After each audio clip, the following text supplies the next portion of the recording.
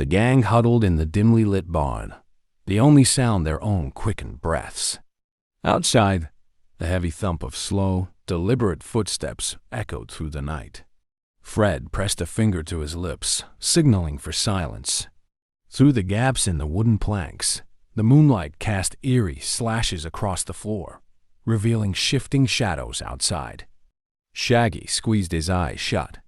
Tell me that's just a really big rooster sleepwalking. Velma didn't respond. She was already crouched near a crack in the barn wall, peering out. Her eyes widened.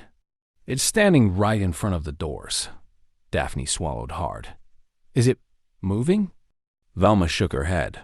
No, it's just standing there. Scooby whimpered, his paws covering his eyes. Raggy. I don't like this. Lucy clutched Daphne's sleeve, her voice a whisper. It knows we're here. Outside, the scarecrow's outline loomed in the moonlight. Its long, tattered coat hung lifelessly, but the empty hollows where its eyes should be seen to bore into the barn. Then, without warning, the barn doors rattled violently. Shaggy yelped. Nope. That's it. Time to go.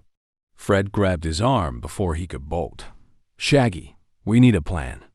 Lucy's voice was barely above a whisper. We need to get to the house. It's the only place to hide.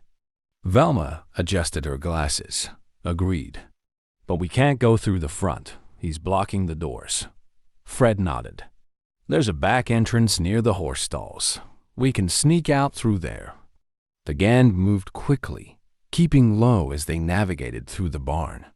The wood creaked beneath their feet, but outside, the figure remained unmoving. Lucy led them toward the back, pushing open a small side door. A gust of cold night air rushed in, carrying the scent of dry corn and damp earth. Fred peeked out. All clear. Let's move. One by one, they slipped out into the night, staying low behind the barn. The scarecrow still stood near the entrance, its back now partially turned. Shaggy let out a breath. Maybe it's just a really creepy decoration? Then it moved, not a slow, natural sway from the wind. A sudden, unnatural twitch. Its head snapped toward them. Run, Fred ordered. Lucy took off first, leading them through the tall corn stalks. The dry leaves scratched at their skin as they pushed through the maze-like field. Behind them, the sound of something rushing through the stalks followed. Scrush. S-K-R-R-S-H. Scrush. Daphne turned her head as she ran and immediately wished she hadn't. The scarecrow was moving. Fast. Its long arms swayed unnaturally, its legs dragging across the dirt, but somehow it was gaining on them. Shaggy's voice was high-pitched with terror. I don't want to be a scarecrow's midnight snack. Scooby howled. Run faster. Lucy pointed ahead. Almost there. The house is just past the clearing. They burst through the last row of corn stalks, the farmhouse coming into view. Fred grabbed the doorknob. It was locked. Lucy, do you have a key? She shook her head. Dad keeps it under the flower pot. Daphne dashed toward the porch, flipping over a rusted tin pot near the door. Her fingers closed around a small brass key. Got it. She fumbled with the lock, hands shaking as the sound of rustling stalks grew closer. Then thump. They turned. The scarecrow had reached the clearing. It stood at the edge of the cornfield, motionless once more. The wind tugged at its clothes, making it shift ever so slightly. Its hollow eyes seemed to glow under the moonlight. Lucy whimpered. It's waiting. The lock clicked. Inside. Now, Fred ordered. They rushed through the door, slamming it shut behind them. Velma locked it immediately, her fingers trembling as she turned the bolt. Silence. For a long moment, they stood there, listening. Nothing. Shaggy collapsed onto the floor. Well, that was a lovely little heart attack. Scooby panted beside him. We're right? Fred exhaled, running a hand through his hair. Okay, what was that? Velma adjusted her glasses. It's definitely not just an ordinary scarecrow. Daphne crossed her arms. But if it's someone pretending to be a scarecrow, how did they move that fast? Lucy's small voice broke through the quiet. It's not pretending. They turned to her. She stood near the window, staring out into the darkened fields. Her face was pale. It's real. Outside, in the distant cornfield, the scarecrow stood still, watching, waiting. And this time, it was closer than before. The farmhouse was eerily silent. The gang stood huddled near the window, their eyes locked on the scarecrow lurking at the edge of the field. It hadn't moved, but the mere sight of it sent shivers down their spines. Fred turned away from the window, rubbing his chin. All right, we need answers. If this thing is real, there has to be some explanation. Velma nodded, adjusting her glasses. Scarecrows don't just walk on their own. There has to be a trick behind it. Shaggy, still catching his breath, held up a shaky hand. Oh. Maybe we just accept that some mysteries are best left unsolved. Scooby whined, nodding. Right, case closed. Daphne shook her head. Not so fast. Something weird is going on here, and I want to know what. Lucy, who had been quiet, finally spoke. There's more. The gang turned to her. She hesitated, then lowered her voice. The scarecrow. It talks. A cold hush fell over the room. Fred frowned. You heard it speak? Lucy nodded. Not with words. It whispers. She hugged herself, eyes distant. At night, when the wind blows, you can hear it calling from the fields. Shaggy gulped. Calling for what? Lucy didn't answer. Velma crossed her arms. There's something else, isn't there? Lucy hesitated before finally nodding. I think it's looking for someone. Fred's brow furrowed. Who? The girl's voice dropped to a whisper. Me.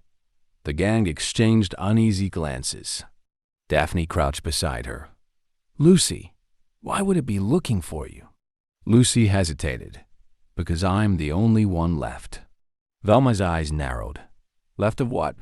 Lucy bit her lip before answering. The people who disappeared. Silence filled the room. Fred was the first to speak. Wait, you mean the missing animals weren't the only ones taken? Lucy shook her head. No, it started small first.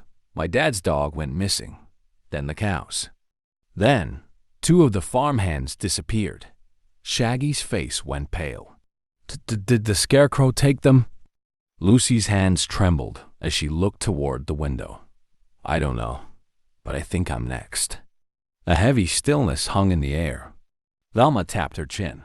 So, the scarecrow only moves at night. It seems to chase people. And now, we have reports of disappearances. She turned to Fred. I think we need to check out that field up close.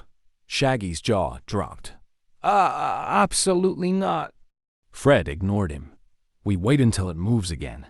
Then, we follow it. Daphne crossed her arms. And what if it catches us instead? Fred nodded. Then we'll just have to make sure that doesn't happen. Lucy looked out the window once more. The scarecrow hadn't moved. Yet. An hour later, midnight, the farmhouse was quiet. The gang sat in the living room, waiting. A single oil lamp flickered in the corner, casting long shadows across the wooden walls. Velma glanced at the clock. If it's going to move, it'll be soon. Shaggy hugged Scooby. I vote we barricade the doors and wait for morning. Daphne smirked. That's not how this works. Fred peeked through the curtains. Still nothing. Then the wind changed. A low, eerie whistle swept through the fields. The cornstalks rustled, not with the random movement of wind, but in waves, as though something was walking through them. Lucy gasped. It's happening. Velma shot up, grabbing her notepad. Let's go. Fred unlatched the door. Stay close. As they stepped outside, the night air was thick with tension. The moon hung low, casting an eerie silver glow over the fields. And then it was gone.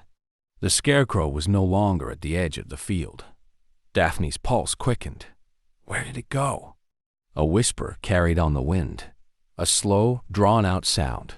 Lucy. The gang froze. Lucy's breath hitched. It's calling me. Fred turned to Velma. Did you hear that? Velma nodded. It wasn't the wind. Shaggy's knees buckled. Okay. That's enough proof. Time to go. Then, from deep within the cornstalk, something moved.